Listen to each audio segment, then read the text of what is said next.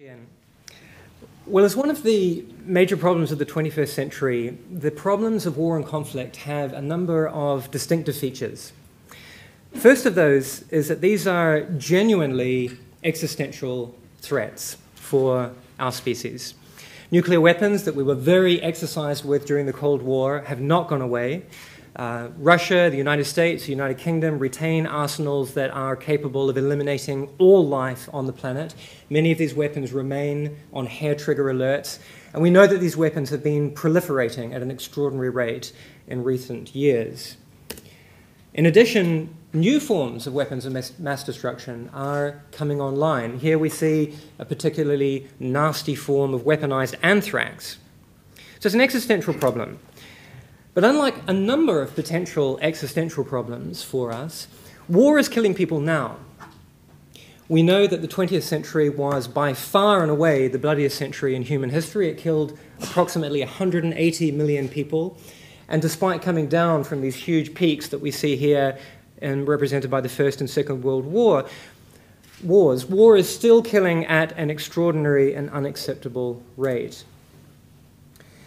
Thirdly, war and conflict engages questions of technology at really the two extremes.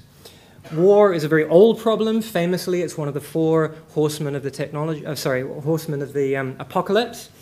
And it embraces both the very high-tech, so here, for example, we see a US pilotless Reaper drone, which is capable of delivering a very lethal ordnance, such as a Hellfire missile, on pretty much any spot on the planet.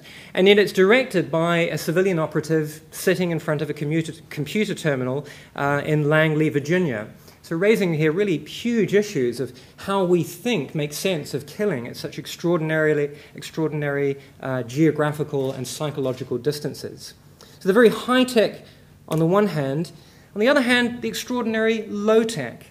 Rwanda, 1994, approximately 800,000 people are murdered in the space of about 100 days using machetes, clubs, and other improvised weapons. And increasingly, we're seeing the very high-tech and the very low-tech co-mingle together in particular areas, as we see, for example, in Afghanistan at the moment. The final feature of war and conflict is that these are intentional harms.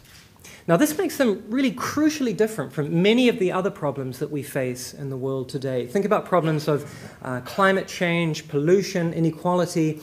These are harms that are, as it were, side effects of other processes that are themselves goods. Right? There are side effects often of wealth generation or other goods.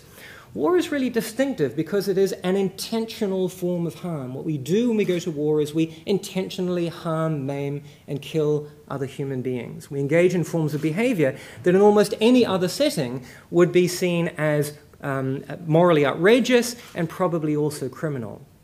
So, of course, this raises the question of whether part of the solution to these problems is not a solution of regulation, management, and norms. And this really raises the great question, as it were, that we are dealing with here. Can we, through regulatory processes, through law, through norms, regulate and mitigate war and eventually, of course, eliminate it? And if we can't eliminate it, can we at least mitigate some of its worst dangers and worst atrocities? This is really the kind of the Herculean challenge, the great intergenerational, multi-generational task that we're engaged in. Can it work? Well, I think that there are some grounds for optimism. And paradoxically, one ground for optimism is the very weakness of the regulatory structures that are in place at the moment. And this comes right to the very fundamental conceptual apparatus with which we approach these problems. The laws of war are still substantially dominated by what the so-called just war theory, developed by this gentleman here, Thomas Aquinas, and his predecessor Augustine, writing in the 12th century AD in North Africa. So this is one of the few areas of contemporary modern life that is still dominated by an intellectual structure that is genuinely medieval. So huge scope here, huge possibilities for genuine innovation. And I'm pleased to say that the Institute has been a part of that in recent years. The attempt to legally regulate war and conflict, again, still in its infancy. The first real war crimes trials take place after the Second World War in Nuremberg and in Tokyo. The Geneva Conventions are developed and extended in a period from 1949 through to 1977, and it's only in 2002 that we have, with the establishment of the International Criminal Court, the first permanent standing International Criminal Tribunal. Now, these are real, genuine advances and achievements, but huge challenges remain. And at the Institute for Ethics, Law and Armed Conflict, ELAC, we're trying to approach these challenges at three levels. At the level of basic theory and ethical principle, at the level of law and legal instrumentality, and finally at the level of politics and enforcement. So we are a collaboration between three disciplines: philosophy, international law, and politics. And we're really unique in having this value chain of thinking about these set of problems. No other group anywhere in the world does this.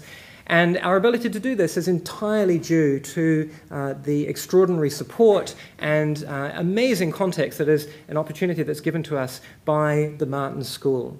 So it's a really unique initiative in this area. What are the issues that we're dealing with? Well, the first of those are issues around who gets to decide who uses force and in what context. The issue of authority to go to war. The traditional view was that it was a state prerogative, clearly can't be accepted. But we know that there are huge problems with the Security Council of the United Nations. Can we think about better models of authority? Can we learn, for example, from the way that authority emerges, as it were, spontaneously in distributed computational systems, for example? Secondly, norm generation, or norm innovation. Generating new bodies of legal and moral principle, as, for example, in the work that we're doing on the emerging idea of responsibility to protect, the idea that all states have a shared responsibility to prevent, protect, and intervene in cases of mass atrocity and genocide. Integrating ideas of human rights into our understanding of the laws of war. One of the great achievements of the last 60 years has been the almost universal acceptance of the idea that all human beings have a basic package of fundamental rights, no matter who they are and where they come from. But how do we square this with the way that we think about basic aspects of the laws of war? For example, the traditional idea that soldiers have a right to kill enemy combatants, even if that enemy is fighting in a just defensive war. For example, many people believe that the war in Iraq was unjust, but they do not hold responsible or blame the American and US soldiers that went to fight there. There's a real question, I think, about how coherent that is.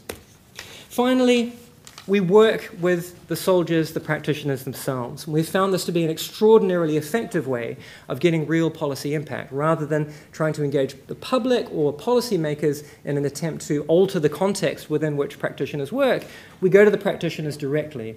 And a good example of this is a project that I'm doing at the moment with the US Army at West Point, helping them to develop their first ever code of professional military ethics. This will be a watershed document for the US Army. It'll provide a baseline for the action of all of their 1 million personnel in all of their actions, both in barracks and in operations. And it's one of the ways that we're trying to pick up on Jim's extraordinary challenge to take our thinking out of the classroom, out of the university, and into the policy sphere. Thank you very much.